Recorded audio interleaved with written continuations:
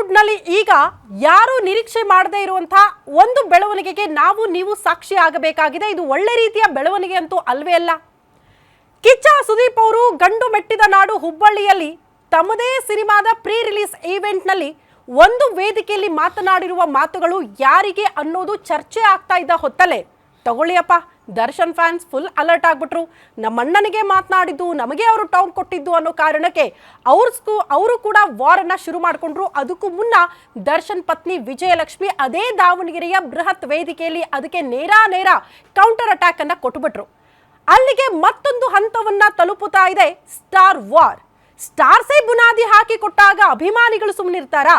ಅಭಿಮಾನಿಗಳು ಕೂಡ ಸೋಷಿಯಲ್ ಮೀಡಿಯಾದಲ್ಲಿ ಕಂಪ್ಲೀಟ್ ಆಗಿ ಅಲರ್ಟ್ ಆಗಿ ನಾವು ಸರಿ ಇದ್ದೀವಿ, ನೀವು ಸರಿ ಇಲ್ಲ ಅನ್ನೋ ರೀತಿಯಲ್ಲಿ ಪೋಸ್ಟಿಗೆ ಪೋಸ್ಟ್ ಅನ್ನೋ ರೀತಿಯಲ್ಲಿ ಹಾಕಿಕೊಂಡು ವಾರನ್ನ ಶುರು ಮಾಡಿಕೊಂಡಿದ್ದಾರೆ. ಒಟ್ಟೊಟ್ಟಿಗೆ ಇಬ್ಬರೂ ಕೂಡ ಸ್ಟಾರ್ ನಟರು ಕರಿಯರ್ ಅನ್ನ ಪ್ರಾರಂಭ ಮಾಡಿದ್ದು. ಬಟ್ ಒಂದು ಸ್ಟೇಟ್ಮೆಂಟ್ ಯಾಕೋ ಇಬ್ಬರ ಮಧ್ಯದಲ್ಲಿ ವೈಮನಸ್ಸು ಮೂಡೋ ರೀತಿಯಲ್ಲಿ ಮಾಡ್ತು. ಬಟ್ ಎಲ್ಲರ ಆಶಯ ಏನಾಗಿತ್ತು ಗೊತ್ತಾ? ಇಬ್ರು ಮತ್ತೆ ಒಗ್ಗಟ್ಟಾಗಬೇಕು, ಒಟ್ಟಿಗೆ ಕಾಣಿಸ್ಕೊಳ್ಬೇಕು, ಒಂದೊಂದು ವೇದಿಕೆಯಲ್ಲಿ ಇಬ್ರು ಕೂಡ ಕಾಣಿಸ್ಕೊಳ್ತಾರೆ ಅಂದ್ರೆ ಅತಿ ದೊಡ್ಡ ಬೆಳವಣಿಗೆ ಸ್ಯಾಂಡಲ್ವುಡ್ನಲ್ಲಿ ಆಗ ಹೋಗುತ್ತಾ ಅಂತ ಅಭಿಮಾನಿಗಳು ನಿರೀಕ್ಷೆ ಮಾಡ್ತಾ ಇದ್ದ ಹೊತ್ತಲ್ಲೇ ಇನ್ಯಾವತ್ತೂ ಕೂಡ ಈ ಫ್ರೆಂಡ್ಶಿಪ್ ಸರಿ ಹೋಗೋದಕ್ಕೆ ಸಾಧ್ಯ ಇಲ್ಲ, ಈ ವೈಮನಸ್ಸುಗಳು ಸರಿ ಹೋಗೋದಕ್ಕೆ ಸಾಧ್ಯ ಇಲ್ಲ ಅನ್ನೋ ಹಂತ ತಲುಪಿ ಬಿಟ್ಟಿದೆ ಈ ವಾರ್. ಆದ್ರೆ ಅಸಲಿಗೆ ಕಿಚ್ಚ ಸುದೀಪ್ ಅವ್ರು ಕೊಟ್ಟಿರುವಂತಹ ವಾರ್ನಿಂಗ್ ದರ್ಶನ್ ಅವರಿಗೆ ಅಂದುಕೊಂಡಿದ್ದು ಯಾಕೆ ಅಭಿಮಾನಿಗಳು? ಅದಕ್ಕೆ ಸಾಕ್ಷಿಗಳಿದೆಯಾ? ಹೆಸರನ್ನ ಉಲ್ಲೇಖ ಮಾಡಿದ್ರ? ಯಾಕೆ ಕುಂಬಳಕಾಯಿ ಕಳ್ಳ ಅಂದ್ರೆ ಹೆಗಲು ಮುಟ್ಟಿ ನೋಡಿಕೊಳ್ಳುವಂತಹ ಪರಿಸ್ಥಿತಿ ನಮ್ಮಲ್ಲಿ ಸೃಷ್ಟಿ ಆಗ್ತಾ ಇದೆ ಅನ್ನೋದು ಪ್ರಶ್ನೆ ಆಗ್ತಾ ಇದೆ. ಎನಿವೇ, ಇದ್ರ ಬಗ್ಗೆ ಚರ್ಚೆ ಮಾಡೋಣ. ಯಾಕೆ ಈ ರೀತಿ ಸ್ಟಾರ್ ವಾರ್, ಫ್ಯಾನ್ ವಾರ್ ಶುರು ಆಗ್ತಾ ಇದೆ ಸ್ಯಾಂಡಲ್ವುಡ್ ನಲ್ಲಿ ಅನ್ನೋದ್ರ ಬಗ್ಗೆ ಇದೆ ಈ ಹೊತ್ತಿನ ವಿಶೇಷ. ಕಿಚ್ಚ ವರ್ಸಸ್ ದಚ್ಚು ದಂಗಲ್.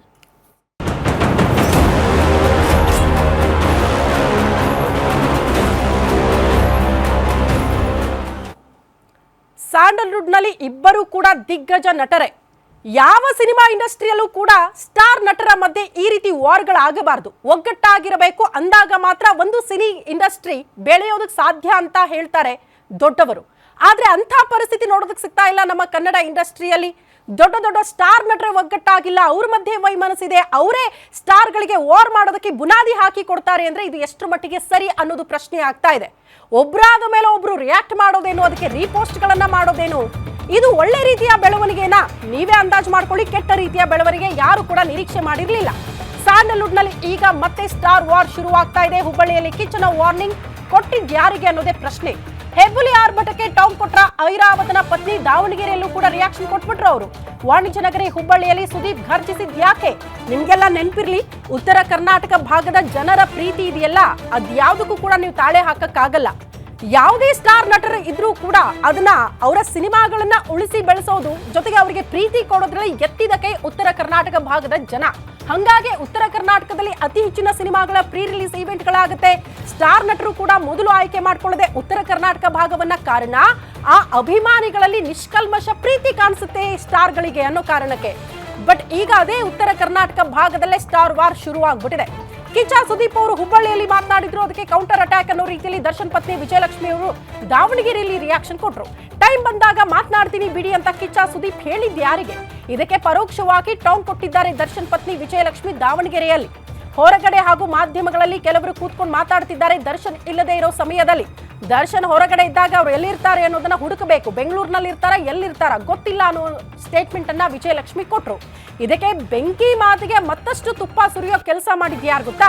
ದರ್ಶನ್ ಅತ್ಯಾಪ್ತ ಅನಿಸ್ಕೊಂಡಿರುವಂತ ಧನ್ವೀರ್. ಸುದೀಪ್ ಅವರ ಮಾತುಗಳಿಗೆ ಧನ್ವೀರ್ ಅವರು ಕೂಡ ರಿಯಾಕ್ಷನ್ ಕೊಡೋ ರೀತಿಯಲ್ಲಿ ದರ್ಶನ್ ಫೋಟೋ ಹಾಕಿಕೊಂಡು ಒಂದು ಸಾಂಗ್ ಅನ್ನ ಅದಕ್ಕೆ ಅಟ್ಯಾಚ್ ಮಾಡಿ ಒಂದು ಪೋಸ್ಟ್ ಮಾಡ್ಕೊಂಡಿದ್ದಾರೆ. ಹಂಗಾಗಿ ಧನ್ವೀರ್ ಅವರು ಕೂಡ ಈ ವಾರ್ಗೆ ಕೈ ಜೋಡಿಸಿದ್ದಾರೆ ಅನ್ನೋದ್ರಲ್ಲಿ ಅನುಮಾನ ಇಲ್ಲ.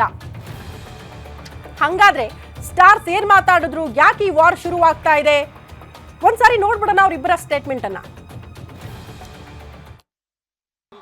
ಮಾತಾಡೋದಕ್ಕೆ ತುಂಬಾ ಆಸೆ ಇದೆ, ಕೆಲವು ಕಂಟ್ರೋಲ್ ಮಾಡ್ಕೊಂಡು ಮಾತಾಡ್ತೀನಿ. ಕೆಲವು ಮಾತು ಹುಬ್ಬಳ್ಳಿಗೆ ಬಂದು ಇಲ್ಲಿ ವೇದಿಕೆ ಮೇಲೆ ಮಾತಾಡಿದ್ರೆ ಇಡೀ ಕರ್ನಾಟಕಕ್ಕೆ ಎಲ್ಲಿ ತಟ್ಟಬೇಕೋ ತಟ್ಟುತ್ತೆ.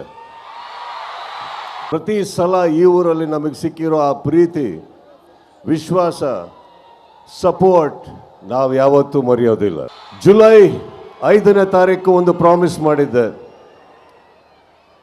ಡಿಸೆಂಬರ್ 25ಕ್ಕೆ ಬಾಗಿಲು ತಟ್ತೀನಿ ಅಂತ ಜೋರಾಗಿ ತಟ್ತಾ ಇದ್ದೀವಿ ನಾವು. ಒಂದು ಸಿನಿಮಾ ಬಿಡುಗಡೆ ಆಗುತ್ತೆ, ಆದರೆ ಹೊರಗಡೆ ಒಂದು ಪಡೆ ಯುದ್ಧಕ್ಕೆ ರೆಡಿ ಆಗ್ತಾ ಇದೆ, ಯುದ್ಧಕ್ಕೆ ಸಿದ್ಧ. ಯಾಕಂದ್ರೆ ನಾವು ನಮ್ಮ ಮಾತಿಗೆ ಬದ್ಧ. ನನಗನ್ಸುತ್ತೆ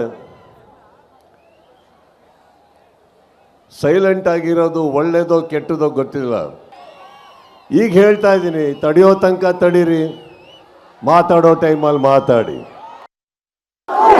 ಕೆಲವೊಂದು ವ್ಯಕ್ತಿಗಳು ದರ್ಶನ್ ಅವ್ರು ಇಲ್ಲದೆ ಇದ್ದಾಗ ಅವ್ರ ಬಗ್ಗೆ ಹಾಗೆ ಅವ್ರ ಫ್ಯಾನ್ಸ್ ಬಗ್ಗೆ ವೇದಿಕೆ ಮೇಲೆ ಹೋಗೋದು, ನಿಂತ್ಕೊಂಡು ಮಾತಾಡೋದು, ಚಾನೆಲ್ ಮೀಡಿಯಲ್ಲಿ ಕೂತ್ಕೊಂಡು ಮಾತಾಡೋದು, ಹೊರ ಕೂತ್ಕೊಂಡು ಮಾತಾಡೋದು ಎಲ್ಲ ಮಾಡ್ತಿದ್ದಾರೆ.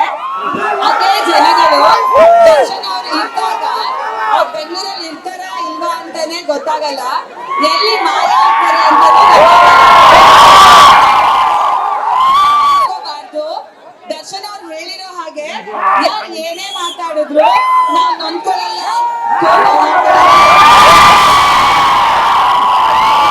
ಇಂಪಾರ್ಟೆಂಟ್. ಸೊ ನೀವುಗಳು ಹಾಗೆ ಬೇಜಾರು ಮಾಡ್ಕೋಬೇಡಿ, ಕೋಪ ಮಾಡ್ಕೋಬೇಡಿ.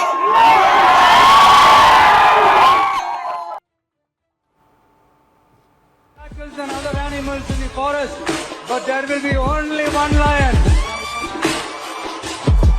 And even if it is single, it will be the king of jungle.